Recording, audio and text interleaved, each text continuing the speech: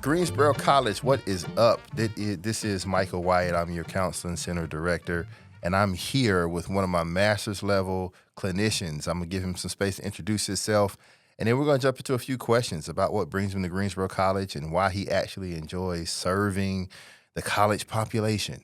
Yeah, no, I greatly appreciate just first of all, as the college, just being able to bring me on. Sure. I think that it's really great to be able to have this opportunity to work with this population of students.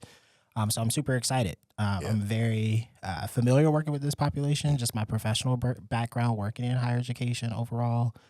So it's good to be able to learn another college overall and another college campus in terms of how to serve overall. Yeah, so tell me your name. Yeah. So my name is Terrance Holloway. I actually am a master's level clinician, as Michael was saying previously. And I am getting my master's degree in counseling education at East Carolina University.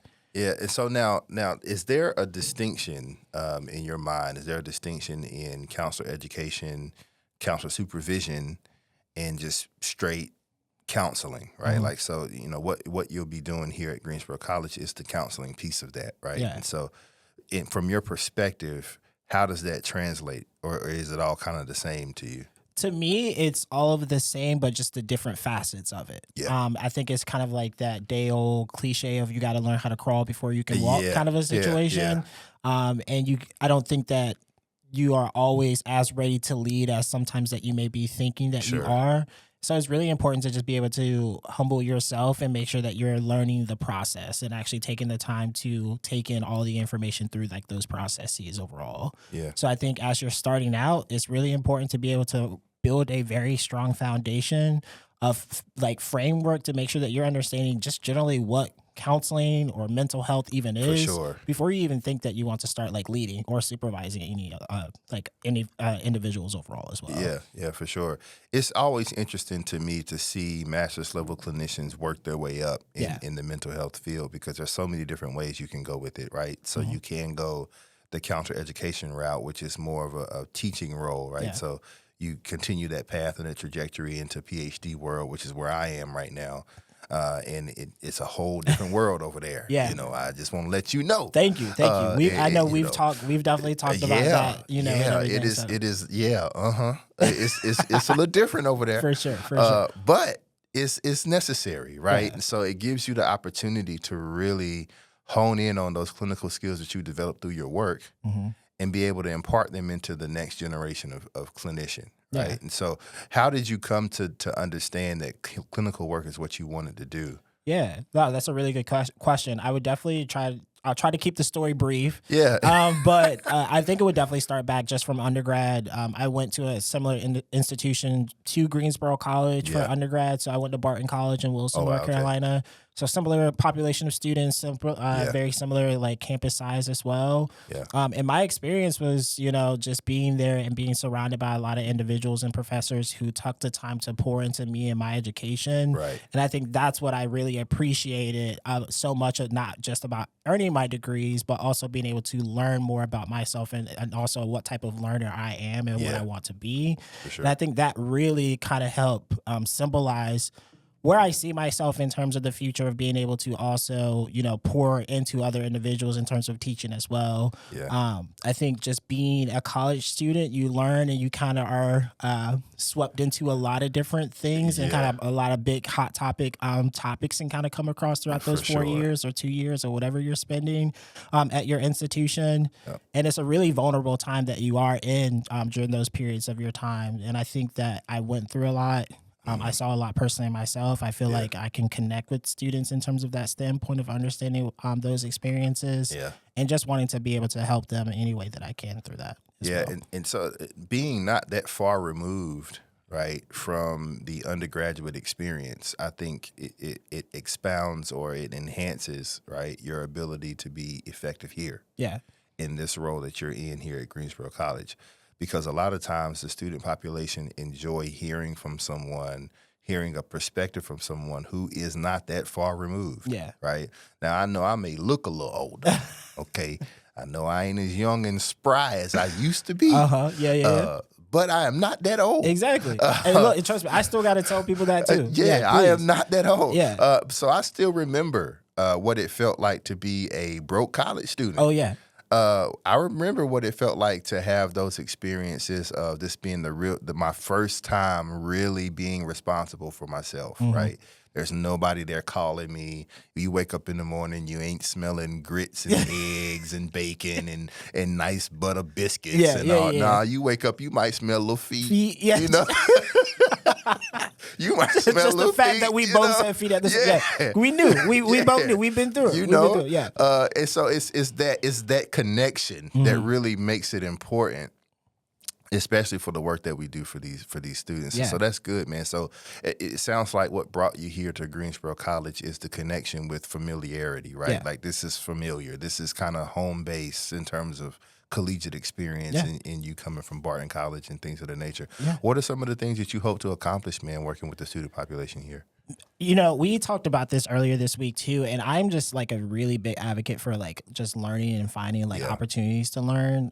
Like I want to learn a lot from you, but I also want to learn a lot about the college, from the actual students that they're serving as well, and hoping to learn a lot from like their general aspects. I don't like to think that I don't like when people have like that savior complex in terms of they think that they're just going to kick down every door and save every person. But I want to try to do some good while I'm here. And I think that's definitely like what my goal is. I want to be able to learn from our students that we're getting a chance to meet with.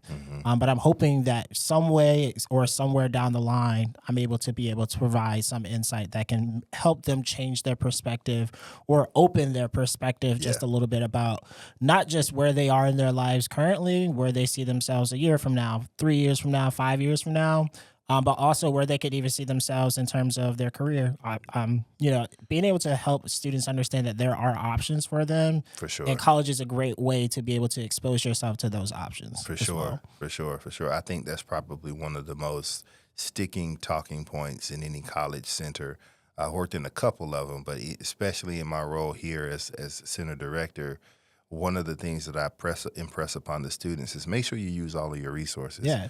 Because sometimes the stages of depression that they get into, the down feelings, the feelings of worthlessness and things of the nature they stem from you not knowing or you not utilizing all of the resources that could help you through a situation. Oh, for sure. Whether that be financially, academically, socially, whatever the case may be, there are resources available, counseling being one of them. Yeah. That you should take advantage of while you're here, right? Yeah, definitely, so sometimes just making them aware of what those resources are is definitely something that we do as clinicians, right? And I do want to add something to that too. I think just in my professional role right now, working in higher education, that's something that I stress a lot to, because I work with a lot of students who are transitioning from high school and going into college, currently within my professional role.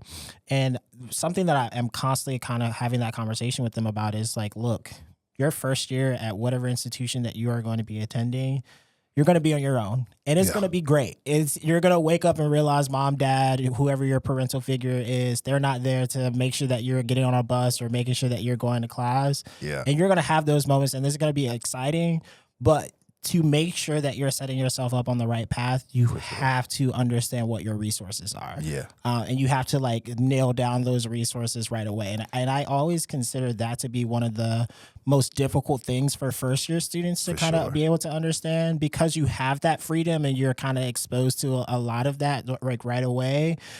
They kind of get lost in that sauce a little bit of not being able to understand, all right, let me just make sure that I go ahead and confirm a tutor for this subject. And look, I'm speaking from experience because that's not what I did my first year of college, but that sophomore year, it helped me and saved me in the long run. For sure. So it's definitely really important. For sure. And I even to take it to go ahead and beat this dead horse a little bit longer. Yeah. Right. Yeah. Please. I take it and I charge a lot of the staff too. Yeah. Because we have to make sure that those resources feel open, right? Like the door is open for them to come in. And so I haven't seen this at Greensboro College, but I have seen it at other institutions where the resource is there, but the people who are manning the helm of those resources aren't the easiest folk to deal with. Sometimes. And so, but we have stuff too, right? We got bad days too, and you're allowed to have a bad day. Exactly. Just don't have the bad day with the student. Yes, I know. It's just, I never want to be one of those professionals or whatever in my career where I feel like I only want to hear my voice. And I think that sometimes people can kind of get to like those stages in their career where it's just like, my voice is the one that matters and what I say goes, and like they don't want to open themselves up to anything else besides that. And I 100% agree. Like it's really important for us as the professionals in these settings to be as flexible or make sure that we're providing the, that information or those resources right away so our students are as aware as possible. Because, we're there. It's kind of like, once again, that cliche, you can lead them to the water and can't make them drink. You can lead a horse to water. But you can't. You can't. But you can't make them drink. I was 2.5 away from doing the Friday reference, but we ain't. Oh, no. I was going to fully go there. We're not going to do I'm going to let you know right now. I was equipped to go fully there. Look, I was about to go, but I was that might not be the most appropriate. We're not going to do that. That is cultural. It is. That is cultural. Very much so. Exactly. And I know somebody listening to this podcast, they're going to hear that. And they're like, I know exactly what you're talking about. And they might even quote it 1 or 2 times. And we have now added to the cultural diversity of this institution just with that comment right there. For sure. But yeah, man. So as we wind down on time for this segment today, man, I just want to say thank you for being willing to come in, and thank you for saying yes to Greensboro College to kind of help come and continue to bolster our program, but also help our students. Yeah, right? I greatly appreciate that. Yeah, for sure, man. So we'll go ahead and wrap this one up, man. Thank you guys for listening. Any questions, comments, concerns, you can always check out Counseling Services, Main Building 325, or you can email us at counseling@greensboro.edu. And that's a wrap, folks. See you next time.